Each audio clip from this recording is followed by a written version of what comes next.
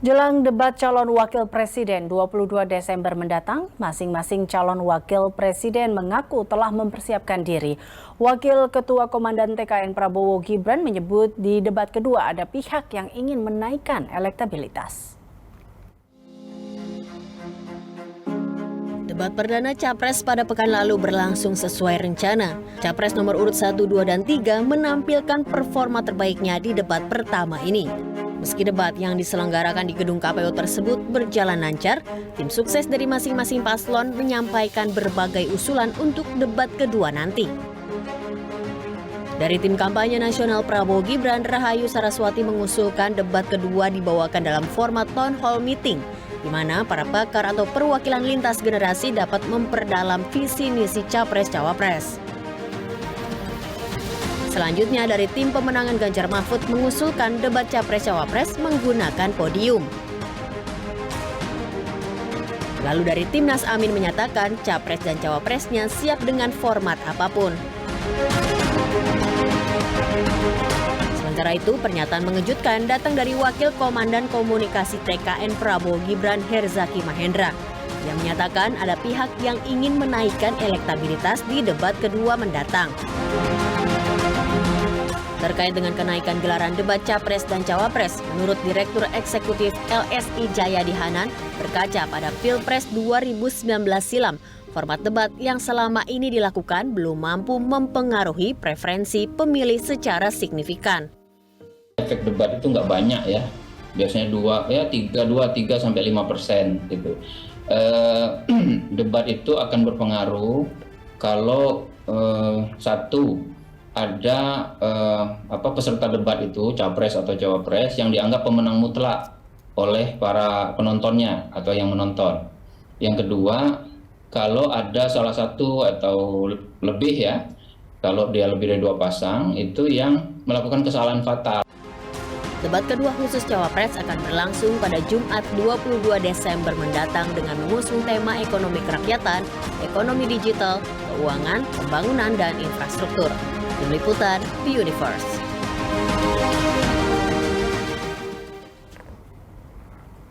Lantas siapakah yang berharap kenaikan elektabilitas dari panggung debat? Sudah bergabung bersama kami Has Reza, juru bicara Timnas Amin.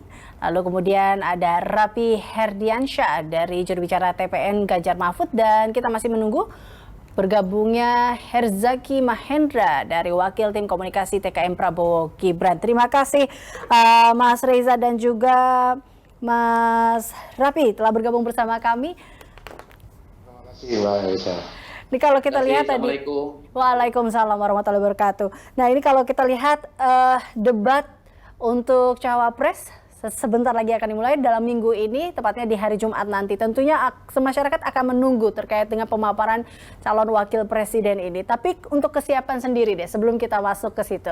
Kesiapan sendiri untuk, saya mulai dari tim Amin dulu deh, bagaimana deh kesiapannya? Tim Amin sampai hari ini selalu siap ya sama debat.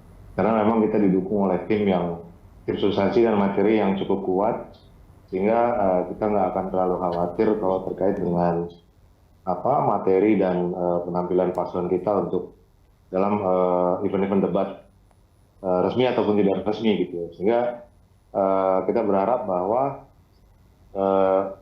rakyat bisa menilai dengan baik nantinya setiap paslon yang memang terlibat dalam debat nantinya. Mungkin itu, Mbak Elisa. Lebih resmi artinya seperti apa, Mas Reza? Apakah yang kemarin memang tidak terlalu resmi atau lebih karena kan yang kali ini dibikin seperti adanya podium khusus sehingga ini bisa membawa sedikit kewibawaan untuk kedua pasangan ini? Ya justru itu, kalau debat pertama Capres kemarin kan udah kayak seperti 3 orang yang diadili rakyat gitu. Sebetulnya itu juga bagus-bagus saja sebetulnya buat kita karena kita percaya bahwa dengan materi dan substansi visi misi dan program yang dibawakan oleh paslon kita itu tidak akan terlalu pengaruh lah bentuk-bentuk apapun bentuk debatnya gitu ya, apapun metode debatnya gitu. Jadi kalaupun ditambah podium sebetulnya nggak terlalu pengaruh lah dengan substansinya sebetulnya. Tapi ya kalau memang mau dilihat supaya agak lebih resmi, ada kewibawaan terhadap calon presiden dan calon wakil presiden Republik Indonesia, ya itu juga nggak ada masalah juga. Karena buat kita sebenarnya intinya adalah materinya yang akan dibawakan untuk dipelajari dan digunakan oleh masyarakat secara luas untuk menilai siapa yang paling pantas untuk menjadi menjadi presiden dan wakil presiden Republik Indonesia berikutnya. Gitu. Jadi apapun bentuknya, yang penting adalah materi dan pemaparannya nanti, seperti itu ya Mas ya? Betul. Oke, betul, ya. Baik, saya beralih ke Mas Rapi. Mas Rapi, bagaimana tentunya persiapan khusus dari cawapres nomor urut 3? Iya benar nih, nomor urut 3 Mas Rapi. Ya, makasih Mbak Elisa. Jadi ya persiapan pasti ada dilakukan, khususnya soal kesehatan ya. Jadi penampilan performa supaya segar, fresh, itu juga menjadi penting juga gitu. Nah, kalau soal materi, memang pasangan kami, paslon nomor 3, Pak Ganjar Mahfud, ya sudah jauh-jauh hari memang menyusun visi dan misi termasuk program.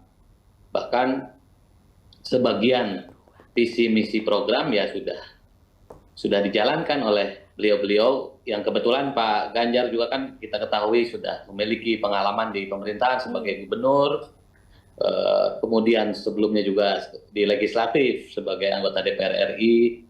Beliau sudah melakukan banyak program-program kebijakan pemerintah, visi misi program yang memang berkaitan dengan urusan-urusan kerakyatan gitu. Oke. Nah, begitupun Pak Mahfud sama dengan pengalamannya, dengan ilmunya juga sudah pasti punya bekal-bekal untuk menyampaikan apa saja yang menjadi visi, misi dan program pasangan Ganjar Mahfud ketika terpilih menjadi presiden dan wakil presiden. Nah, ini debat ini substansinya memang tinggal menyampaikan saja, melakukan penajaman, menyampaikan kepada masyarakat bahwa ini loh program kami, ini loh visi kami, ini loh visi misi Ganjar Mahfud ketika terpilih menjadi presiden dan wakil presiden. Jadi tinggal disampaikan saja. Mas Rapi, kalau kita dengarkan kemarin beberapa pernyataan dari Mahfud MD juga mengatakan tidak ada persiapan khusus terkait dengan hal ini. Tapi apakah juga dari beberapa faktor yang Anda sampaikan tadi, inikah yang memang akhirnya membuat bahwa cawapres dari nomor urut 3 ini begitu percaya diri untuk tampil besok di tanggal 22 Desember? Ya, karena memang Pak Ganjar dan Pak Mahfud memang sudah menjadi pelaku, sudah menjadi aktor dalam melayani masyarakat, melayani rakyat, menjalankan program-program masyarakat, sudah biasa, sudah mereka alami, sudah dijalankan, dan bahkan banyak yang sudah berhasil dan dirasakan masyarakat. Jadi yang tadi saya bilang persiapan ya karena hari-hari kan beliau juga penuh kegiatan persiapan kesehatannya, kemudian makannya, gitu kan, paling hanya ya itu saja lah, menjaga kebugaran begitu. Kalau soal materi matang sudah. Oke. Kalau soal materi sudah paham lah terkait dengan itu. Jadi sepakat bahwa baik Mas Reza, Mas Rapi bahwa besok atau tanggal 22 Desember nanti ini saatnya tinggal mempertajam seperti itu ya. Oke. Nampaknya kita sudah bergabung juga dengan Mas Herzaki Mahendra, sudah bergabung bersama kita. Wakil tim komunikasi dari Prabowo Gibran. Selamat sore Mas Zaki.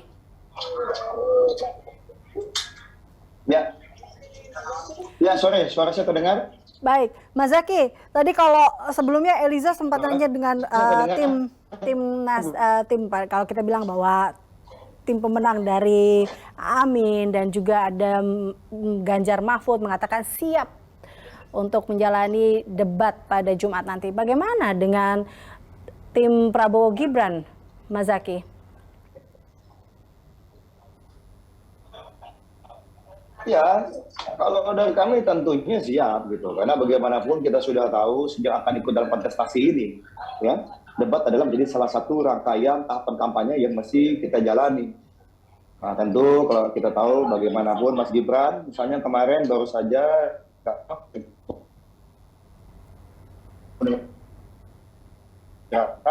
di situ pun ada dialog gitu. Jadi hampir di setiap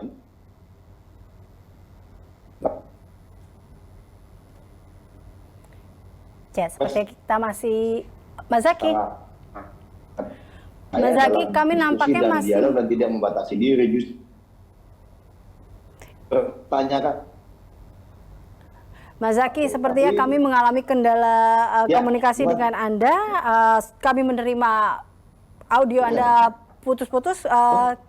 Kami akan coba kembali untuk menghubungi Mas Zaki, tapi kita beralih lagi ke Mas Reza dan Mas Japri bahwa Mas Rapi dan Mas Reza tadi, kalau sebelumnya kita melihat ada yang mengatakan bahwa dalam debat kedua ini ada pihak yang ngarep di sini bahwa elektabilitas akan naik usai debat. Anda berdua menilai dari kata ini seperti apa? Siapa sih mungkin yang ngarep dalam debat kedua kali ini ingin menaikkan elektabilitas, meskipun katanya bahwa debat kali ini pun tidak terlalu signifikan bahwa akan menaikkan elektabilitas, hanya pakar mengatakan 3-5%. Mas Reza. Ya, kalau saya menilai bahwa debat ini penting ya sebetulnya untuk membuat masyarakat juga bisa menilai calon presiden dan wakil presiden yang akan memimpin mereka nanti gitu. Kalau dibilang mengharap elektabilitas, iya semua juga mengharap elektabilitas. Kalau nggak mengharap elektabilitas naik ya nggak usah bertempur gitu dalam pilpres gitu loh.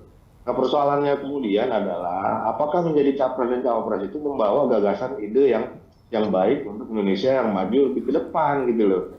Jadi nggak bicara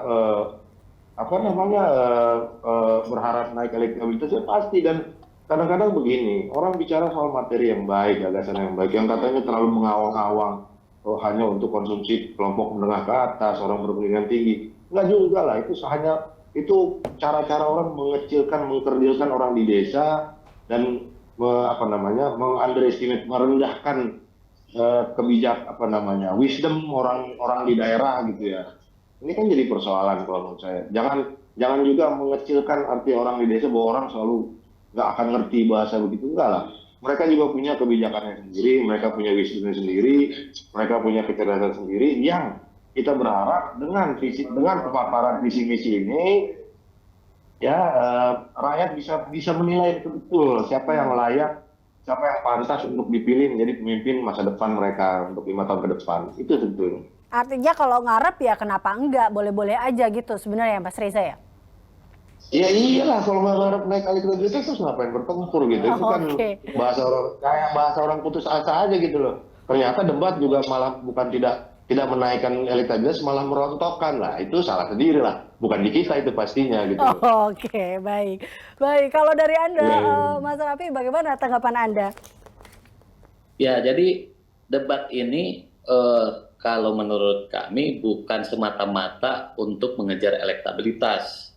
Itu iyalah dalam konteks pemilihan, tetapi yang lebih penting lagi ini debat, bagaimana caranya menyampaikan, menyajikan, meyakinkan kepada masyarakat bahwa ini loh pemimpin yang layak, pemimpin yang bisa diandalkan, pemimpin yang bisa dipercaya, pemimpin yang punya track record bagus, pemimpin yang punya pengalaman, pemimpin yang bisa memajukan Indonesia menjadi unggul.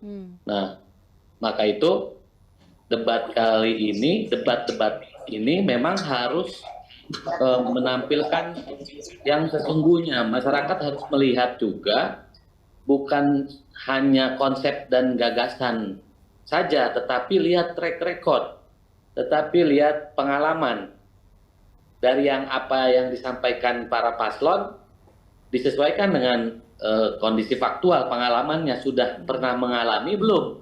Gitu loh. Kalau cuma bicara konsep, ide, gagasan, saya pikir semua bisa, tetapi ide, konsep, gagasan yang dipadukan dengan pengalaman, ini saya pikir tidak dimiliki banyak, tidak dimiliki semua paslon. Oke. Nah, yang tadi saya sampaikan bahwa Pak Ganjar menyampaikan ide atau visi ekonomi dan Indonesia unggul ini bukan sekedar di atas kertas. Pak Ganjar sudah memiliki pengalaman mengurus rakyat. Pak Ganjar ini kalau bisa disebut ini Jokowi 3.0. Nah, Jokowi 3.0 itu, Jokowi 3.0 itu dari visi, track record, dan juga program itu ya keberhasilan yang dimiliki Pak Jokowi ya seperti programnya, belusukannya, dan termasuk karakter kepemimpinannya. Baik. Ditambah lagi Pak Ganjar plusnya satset dan gaspol. Oh, Nah, di antara tiga pasangan ini Pak Ganjar yang memiliki pengalaman itu ya. Baik. Emang kalau tim Pak Ganjar udah kehilangan posisi, jadi kadang dia harus melekatkan diri ke Jokowi 3.0 gitu, karena untuk perubahan udah nggak bisa ngambil dia, untuk memposisikan beranti status quo udah sulit, jadi makanya nempel-nempelkan Jokowi 3.0. Bukan nempel-nempelkan, jadi gini. Oke. Indonesia ini butuh kepemimpinan yang cepat, yang memang bisa melahirkan solusi-solusi untuk rakyat gitu kan. Alah, Pak Ganjar urusan wadas telat kok. Baik, Mas Rafi dan juga Mas Sudah Reza, ini itu kalau sudah tadi dijawab. Ini kita kita bicara berbicara program. soal Ganjar itu seperti Jokowi 3.0. Nah ini kalau dari ini Mas Zaky sudah bergabung kembali bersama kami. Mas Zaky, ini kalau Gibran sendiri yang notabene adalah anaknya Pak Jokowi poin berapa nih? Tapi mungkin tadi kalau kita soal kesiapan sendiri gimana nih dari Prabowo Gibran untuk debat cawapres nanti? Ya tentu kita sangat siap lah, kita bicara mengenai ekonomi kerakyatan dan ekonomi digital. Ini kan anak muda banget gitu, ya kan? Lalu bicara mengenai keuangan, investasi pajak, perdagangan, pengelolaan APBN, APBD, infrastruktur perkotaan. Iya, Mas Gibran ini wali kota Solo loh, hampir setiap kali rapat loh. Bukan, mohon maaf ini, bukan wali kota yang hanya absen lalu pergi gitu. Tapi mimpin rapat, mengambil keputusan, berdiskusi, gitu. Lalu turun ke lapangan juga. Hanya memang ya mungkin publikasinya pada saat rapat, kan beliau bukan tipikal yang mesti rapat tuh heboh, divideoin, direkam, disebarkan gitu.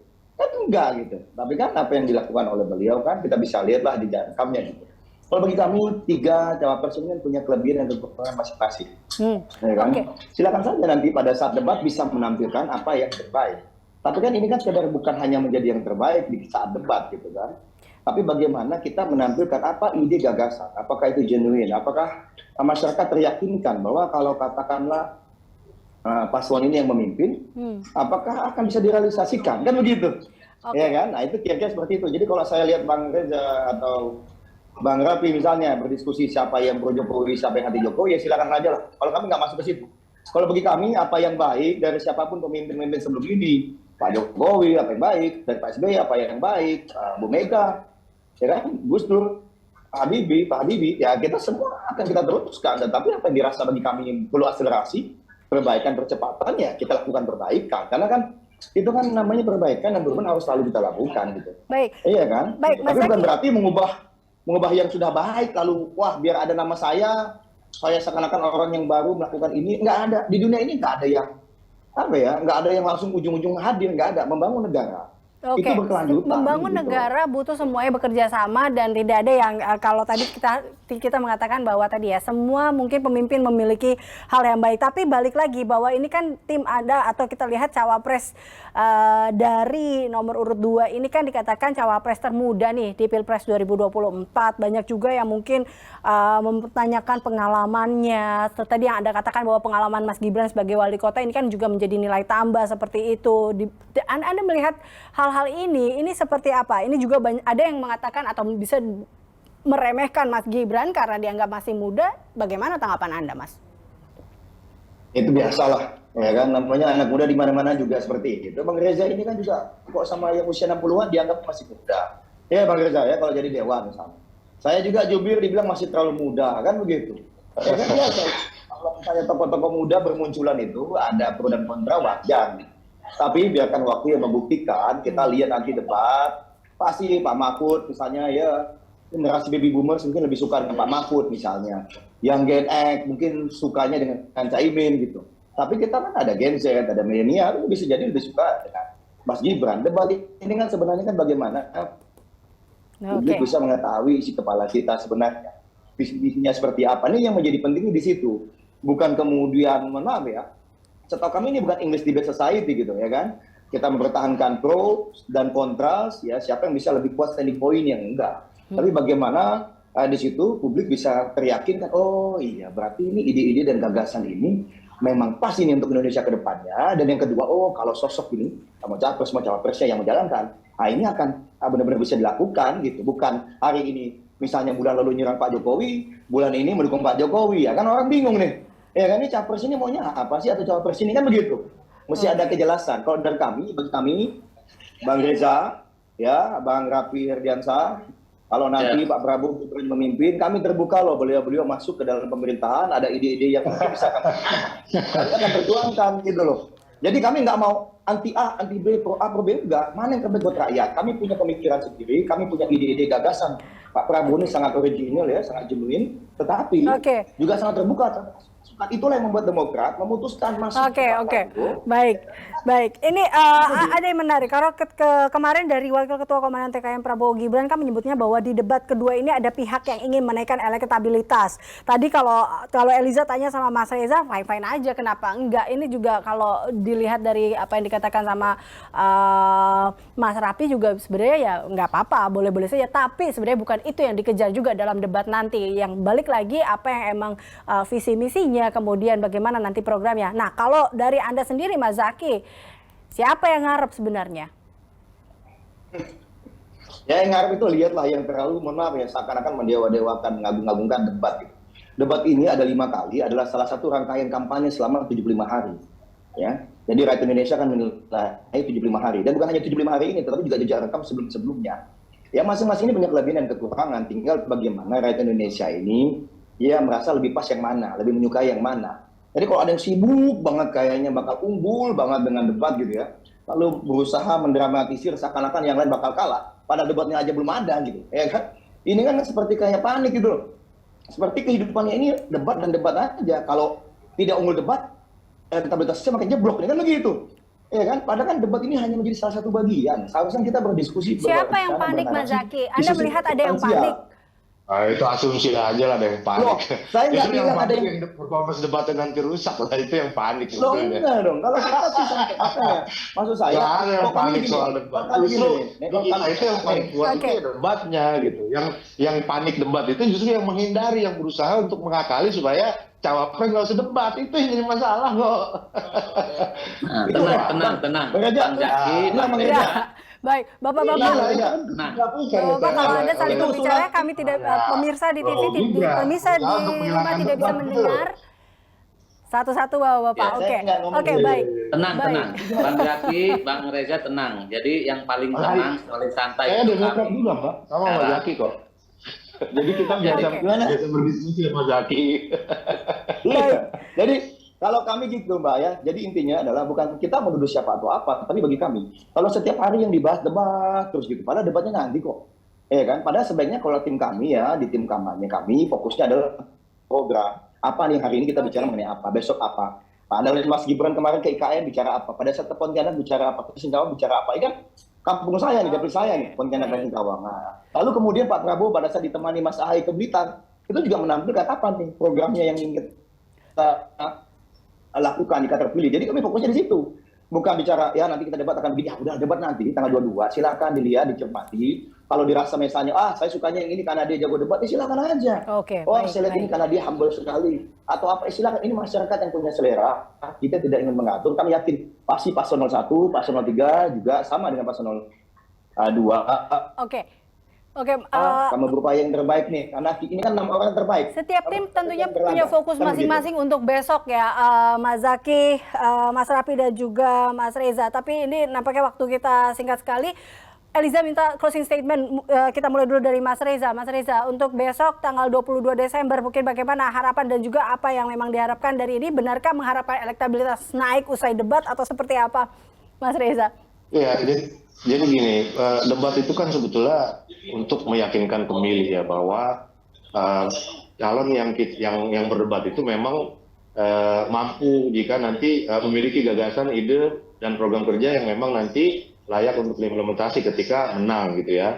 Persoalan nanti menjadi elektabilitas ya itu soal nanti, itu bukan cuma tergantung di debat memang, itu tergantung juga kerja-kerja di lapangan gitu ya. Tapi pada prinsipnya adalah bahwa semoga debat ini itu membawa mencerdaskan publik gitu, bahwa untuk menjadi pemimpin Indonesia, ya itu perlu ide dan gagasan yang clear, rekam jejak yang clear. Apa yang sudah dilakukan pada saat misalnya menjadi kepala daerah,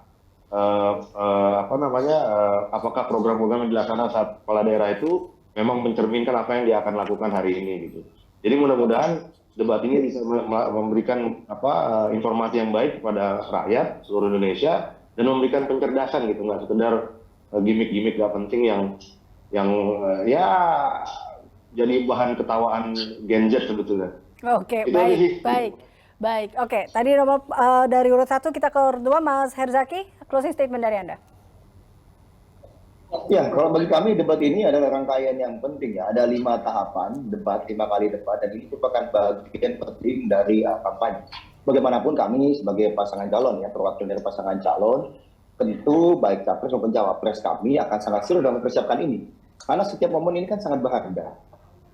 Dan kita harus menghormati bagaimana rakyat Indonesia yang ingin sekali mengetahui seperti apa visi misi dan program gagasan kami. Sehingga tentu di debat ini akan menjadi suatu instalasi yang sangat baik juga dalam menampilkan apa yang menjadi rencana-rencana akan ke depan untuk rakyat yang bermanfaat gitu. Bukan hanya narasi-narasi pembastis tapi kemudian tidak bisa diwujudkan gitu atau sibuk berjanji. Ya kan? Tetapi benar-benar bisa down to earth, mudah dipahami oleh rakyat dan tahu ini bahwa akan bermanfaat. Nggak perlu juga kita jargon-jargon menebar ketakutan bahwa kalau yang ini tidak menang, Indonesia hancur. Kalau ini yang menang, Indonesia bakal hancur. Nggak perlu bagi kami. Karena tiga-tiganya ini bagi kami adalah putra-putri terbaik bangsa. Nah sehingga kalau bagi kami fokus saja program kami seperti apa. Didebatlah saat yang tepat bagi kami juga untuk menyampaikan. Meskipun ada hari-hari lain yang lebih banyak, lebih sering, Pak Prabowo, Mas Gibran itu bersentuhan dengan masyarakat, bisa menyampaikan ide dan gagasannya juga gitu. Ya, jadi semua sama pentingnya bagi kami, dan debat kita tunggu tanggal 22 ini sepertinya akan seru ya Mas. Kita tunggu. Kita tunggu seperti itu. Tapi terakhir Mas Raffi silakan. Oke, ini saya menunjukkan ketenangan saya, juga representasi dari ketenangan paslon yang besok cawapres Pak Mahfud yang akan menghadapi debat. Jadi memang Pak Mahfud tidak melakukan persiapan khusus. Jadi dengan pengalaman beliau di lembaga eksekutif, legislatif, begitupun yudikatif, ini memang sudah sangat siap. Kekayaan wawasan Prof. Mahfud itu ya kita yakin bahwa nanti di debat nanti Prof. Mahfud akan memiliki daya unggul. Nah, apalagi kalau bicara tentang kesejahteraan rakyat, bicara juga tentang ekonomi digital, kemudian juga green economy, termasuk kebijakan-kebijakan yang bagaimana mendayagunakan APBN untuk kepentingan rakyat. Itu Prof. Mahfud itu udah pakarnya lah gitu kan. Jadi memang kita yakini Prof. Mahfud di debat nanti sebagai cawapres yang memiliki daya unggul lah. Kita lihat saja nanti. Oke. Saya yakin setiap tim pasti memiliki keunggulan masing-masing yang akan dipertunjukkan nanti dalam debat di 22 Desember. Kita akan lihat bagaimana jalannya debat cawapres nanti. Terima kasih Mas Hasreza, Mas Herzaki dan juga Mas Raffi telah bergabung bersama kami dalam Blitz. Terima kasih.